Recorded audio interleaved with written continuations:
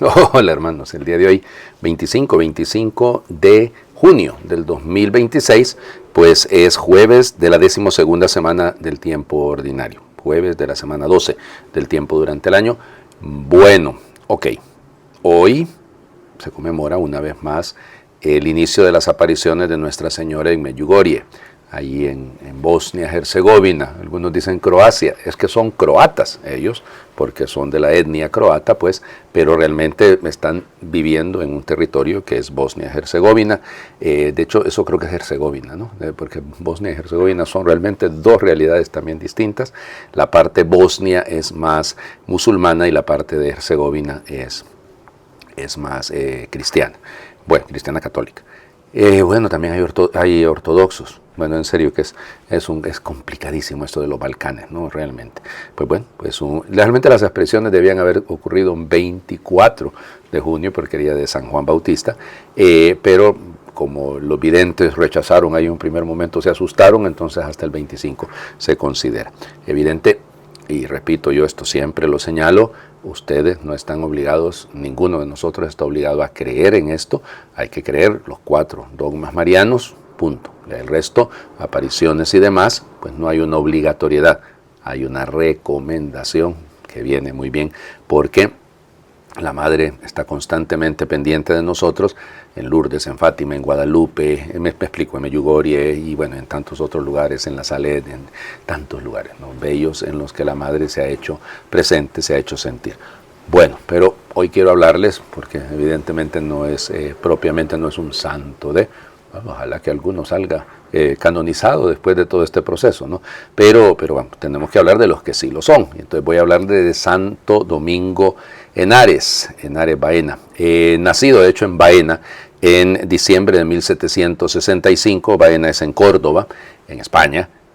Bueno, y Córdoba en Argentina también, pero bueno, digo, la familia se tiene que trasladar a Granada porque era una familia muy pobre, pero el muchachito era sumamente inteligente, ¿no? Hicieron todo lo posible para que pudiese estudiar ahí en la Universidad de Granada, y luego contemplando el trabajo de los dominicos, pues decide hacerse dominico e ingresar en la orden de predicadores, y desde el inicio quiso ser misionero. Es admitido en el convento de Guadix. Pienso en Guadix porque han nombrado obispo aquí en mi país a un hermano queridísimo que es de esa diócesis, de la diócesis de Guadix. En 1783 ingresa con los dominicos, ahí pues continúa con sus estudios, y ya les digo, quería organizar, bueno, fíjense bien, ir a las Filipinas. Lógicamente la ruta hacia las Filipinas no era hacia el lado del Pacífico, no había que atravesar el Pacífico, pero desde México, desde Acapulco, y entonces para julio de 1786 pues embarca con esa dirección. Termina de estudiar en Manila. Ahí es ordenado sacerdote, y en un primer momento, con el cerebrito que tenía este muchachito, entonces se dedica a ser maestro, a ser educador. Y en 1790, en octubre de 1790, es trasladado a Tonquín, y ahí pues empieza la persecución en contra de los cristianos. Para septiembre de 1800, el Papa lo nombra vicario apostólico. Dicen que realmente lo consideraban lo respetaban mucho, y en esa zona. Tonquín es China, ¿verdad? Es de lengua mandarín, ¿no? Y bueno, pues acuérdense que está el cantonés, bueno, yo hay otro montón, pero cantonés y mandarín son las lenguas más. Y lo admiraban sobre todo porque, al igual que ocurre con Matteo Ricci, en el caso de los jesuitas, un siglo antes, ¿no? Porque más de un siglo antes, siglo y medio antes, la figura de él llama la atención porque era un buen astrónomo, y sabía mucho de medicina. Bueno, igual. Y dicen que era una persona de un corazón muy afable, generoso, cercano con la gente. Bueno, resulta ser que en junio de 1838 cayó en manos de unos de los que lo perseguían en contra pues del cristianismo. Lo metieron en una jaula, lo llevaron ante un tribunal y pues fue condenado a morir decapitado el 25 de junio de 1838. Sí, bueno, la misión siempre. La misión no hay que entenderlo así. Es decir, las consecuencias de los misioneros, pues son las consecuencias de los misioneros.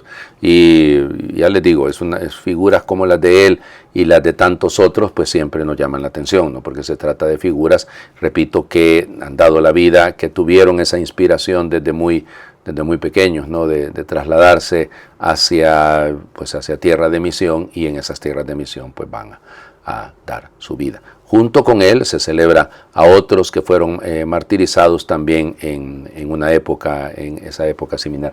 Fíjense que realmente fue nombrado obispo o vicario apostólico en 1800, pero fue consagrado obispo hasta 1802. Eso es lo que me quedaba ahí la duda, porque una cosa es que lo nombren, otra cosa es que lo ordenen, ¿no? Y más en esas tierras, ¿no? Fue beatificado por el Papa León XIII en 1900, en mayo de 1900, y fue canonizado por San Juan Pablo II en 1988. Realmente toda esa zona de ahí, de hecho tengo que corregirme, ¿no? Porque yo les dije, pues es en la zona de China, pero realmente Tonkin ese es el punto, ¿no? En ese momento no existen las fronteras que tenemos hoy en día, pero Tonkin es la parte norte de Vietnam, o sea que realmente es la zona vietnamita hoy en día, sería la zona de Vietnam, aun y cuando en ese momento era parte de todo el imperio chino, llamémosle así, en este momento. Pero bueno, digo eso porque tengo que corregirme para no decirles una barbaridad. Vamos a las lecturas del día de hoy. La primera deportación del reino de Judá. Segundo libro de los Reyes, capítulo 24, versículos del 8 al 17. Joaquín tenía 18 años cuando subió al trono y reinó 3 meses en Jerusalén. Su madre se llamaba Nehustá, hija de Elnatán de Jerusalén. Joaquín, igual que su padre, hizo lo que el Señor reprueba. En aquel tiempo subió contra Jerusalén el ejército de Nabucodonosor, rey de Babilonia, y sitió la ciudad. Nabucodonosor llegó a la ciudad mientras sus hombres la sitiaban. Entonces Joaquín, rey de Judá, junto con su madre, sus servidores, sus jefes y sus funcionarios, se rindieron al rey de Babilonia, y éste los hizo prisioneros. Era el 8º año del reinado de Nabucodonosor. Nabucodonosor se llevó de Jerusalén todos los tesoros del templo del Señor y los del palacio real, destrozó todos los objetos de oro que Salomón, rey de Israel, había hecho para el templo conforme a las órdenes del Señor. Nabucodonosor se llevó al cautiverio a toda Jerusalén, a todos los jefes y hombres de importancia, con todos los carpinteros y herreros, en número de 10,000, y solo dejó a la gente pobre de la región. También llevó cautivos a Babilonia al rey Joaquín, con su madre, sus mujeres, los funcionarios de palacio y toda la gente valiosa, todos los soldados en número de 7,000, los carpinteros y herreros en número de 1,000, y todos los hombres aptos para la guerra fueron deportados a Babilonia. Y en lugar de Joaquín, Nabucodonosor nombró rey a un tío de Joaquín, Matanías, a quien le puso el nombre de Sedecías. Palabra de Dios. Te alabamos, Señor. Bueno, hizo lo que reprueba el Señor. Esa es la muletilla que se va a repetir a lo largo de todo el libro de los Reyes, del segundo libro de los Reyes, ¿no? Hizo lo que reprueba el Señor. Si lo comparamos, ¿no?, con lo de ayer, con el rey Ezequías, nos vamos a topar con una inmensa diferencia, ¿no? Porque Ezequías pues recurre al Señor, busca, ora en el templo. Algunos van a notar, ¿no?, que en algunos libros, en algunas traducciones aparece el nombre de Jeconías en lugar de Joaquín. Es la misma persona. Okay, la misma persona, Jeconías, Joaquín, es la misma persona. Entonces les digo eso porque, pues sí, importa que lo tengamos claro, ¿no? Entonces, Nabucodonosor termina siendo un instrumento en las manos del Señor para purificar, para castigar. Sí, para castigar, es la imagen que se utiliza en la Biblia, al pueblo de Judá, ya no Israel, ¿no?, sino el reino del sur, al pueblo de Judá, por lo que ha hecho. Como ustedes notarán, ¿no?, o sea, el autor del segundo libro de los Reyes va contando exactamente todo lo que se llevó. Insisto en lo de los carpinteros, ¿lo notaron? 2 veces repite esto. Gente constructora, pues gente capaz de construir, gente capaz de con las manos trabajar. Eso es el sentido. Y humilló a todo el mundo. En esta deportación, dicho sea de paso, en la primera, porque esa es la del año 595, entre los que va Ezequiel. ¿Se acuerdan? El profeta Ezequiel. Bueno, él va también incluido dentro de esta realidad. Miren, los poderosos, ¿no?, colocó en su lugar a un tal Matanías, pero le cambió el nombre. y le puso sedecías. Interesante, ¿no? Hasta ese nivel de control, hasta ese nivel de dominio, le hace perder su identidad. O sea, y ese es el tema, ¿no? Lo que él era, su propio nombre, se lo termina quitando Nabucodonosor. Bueno, los poderosos, sí, pero a mí lo que me interesa, y creo que a ustedes también, es el tema este de hizo lo que reprueba el Señor. Hizo lo que reprueba el Señor. Una y otra vez el mismo estribillo, se va repitiendo. Bueno, démonos cuenta que tendremos muchos Nabucodonosores en nuestra vida si hacemos lo que reprueba el Señor, ¿no? Vamos al Evangelio. Hoy terminamos de leer el Sermón de la Montaña. ¿Okay? Ayer hubiésemos tenido que leer el tema aquel de el árbol por sus frutos lo conocerán, pero ahora terminamos el Sermón de la Montaña, capítulo 7 del libro de Mateo, del Evangelio de Mateo, versículos del 21 al 29. En aquel tiempo Jesús dijo a sus discípulos: no todo el que me diga Señor, Señor entrará en el reino de los cielos, sino el que cumpla la voluntad de mi Padre que está en los cielos. Aquel día muchos me dirán: Señor, Señor, ¿no hemos hablado y arrojado demonios en tu nombre, y no hemos hecho en tu nombre muchos milagros? Entonces yo les diré en su cara: nunca los he conocido, aléjense de mí ustedes los que han hecho el mal. El que escucha estas palabras mías y las pone en práctica se parece a un hombre prudente que edificó su casa sobre roca. Vino la lluvia, bajaron las crecientes, se desataron los vientos y dieron contra aquella casa, pero no se cayó, porque estaba construida sobre roca. El que escucha estas palabras mías y no las pone en práctica se parece a un hombre imprudente que edificó su casa sobre arena. Vino la lluvia, bajaron las crecientes, se desataron los vientos, dieron contra aquella casa y la arrasaron completamente. Cuando Jesús terminó de hablar, la gente quedó asombrada de su doctrina, porque les enseñaba como quien tiene autoridad y no como los escribas. Palabra del Señor. Gloria a ti, Señor Jesús. Esta otra muletilla, ¿no?, que vamos escuchando de que como quien tiene autoridad y no como los escribas, ustedes dirán, bueno, ¿y entonces qué pasó? Es que lo que pasa es que normalmente los escribas, y sobre todo los fariseos, lo que hacían era apoyarse en otros. Entonces, como decía el maestro fulano, y entonces a partir de ahí, entonces escribían, y ahí viene la diferencia. Jesús habla él, la autoridad le viene a él por ser él, no está hablando apoyándose en otro, como decía, ya les digo, como decía fulano, mengano, no, sino que él está hablando él por su cuenta. Entonces, por eso la gran diferencia. Bueno, termina el Sermón de la Montaña y termina de una manera extraordinaria. No todo el que me dice Señor, Señor, no basta con la oración. Y fíjense, no hemos hecho milagros, no hemos expulsado demonios en tu nombre. Uy, Dios mío, apártense de mí todos ustedes que hacen el mal.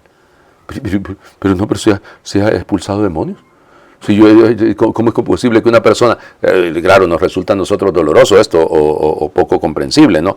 El tema de que, ¿cómo se llama? De que, lo digo así, ¿cómo va a ser que una persona va a terminar haciendo un milagro en nombre del Señor y luego va a ser rechazada por el Señor? O sea, no parece la cosa más lógica, no parece la cosa más justa, no nos resulta a nosotros comprensible esto, y por eso lo digo, ¿no? Pero bueno, no todo el que quería, no todo el que me dice Señor, Señor, entrará. Ese verbo entrar es muy importante porque es fundamental, es decir, ese verbo indica, da la sensación. ¿Se acuerdan de lo que hemos escuchado? ¿Cuándo lo escuchamos, Madre de Dios? Anteayer, ¿no? Anteayer. Sí, fue anteayer, cuando escuchábamos lo de la puerta, ¿no? Entren, pues esfuércense la puerta, por entrar por la puerta, porque es estrecha. Bueno, sigue siendo la misma imagen, ¿no? Y volvemos al tema, ¿no? Aquí, sino el que hace la voluntad, no el que dice la voluntad. Pues, vamos, yo estoy predicándoles a ustedes, eso no me garantiza el cielo. Padre, pero le dieron 1000 likes. El día que me den 1000 likes ya sería casi un milagro, ¿no? Venga, es un milagro. No, es que no es el tema, ¿ya? Y da mucho pesar, ¿no? Fíjense, yo no he querido tocar el tema directamente porque siempre pareciese como que uno se está comparando. Evidentemente no tengo nada de influencer, pero cómo duele, ¿no? Cuando hay un hermano sacerdote que ha servido en las redes sociales, que ha utilizado esto es un medio de evangelización, ¿no? Y luego deja el ministerio. Y luego lo deja. Y esto es lo peligroso.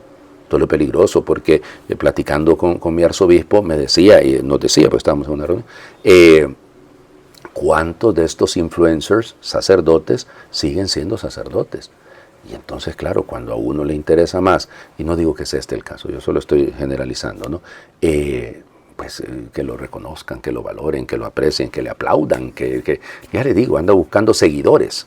Es lo que anda buscando. Entonces, y uno, miren, cuando a uno le van diciendo tantas veces, Padre, usted todo el bien que me ha hecho, usted todo lo que no tiene idea. Y entonces uno puede confundirse, ¿no? Y si no tiene los pies bien puestos sobre la tierra, pues se marea, ¿no? Entonces se marea y ahí termina uno ya, pues si soy yo, pues es mi palabra, es mi meditación la que ha hecho, no sé qué. Entonces, y no, pues, el asunto es el Señor, no somos nosotros. Y por eso es lo que hacemos, es el verbo poieo, lo que hace.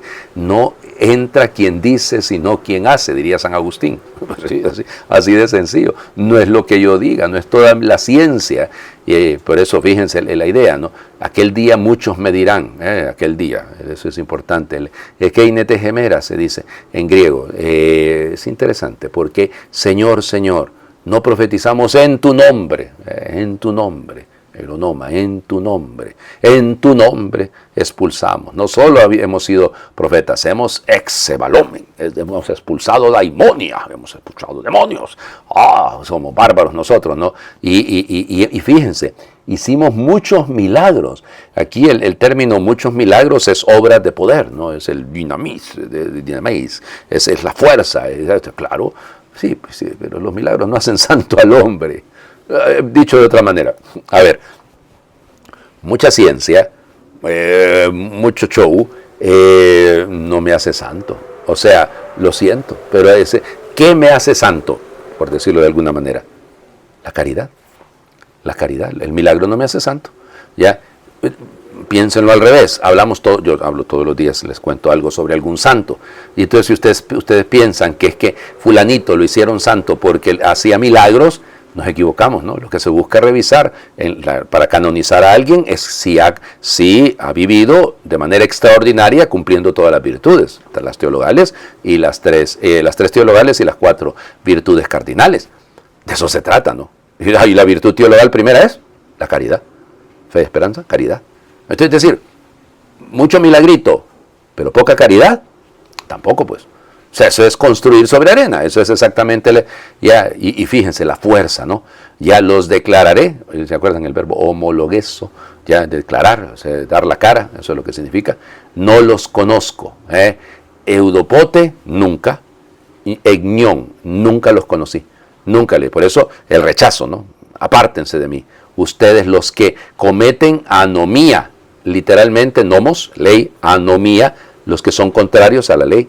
Los inicuos, los que son contrarios a la ley. Esto es importante, ¿no? Es aquí el conocer no es suficiente.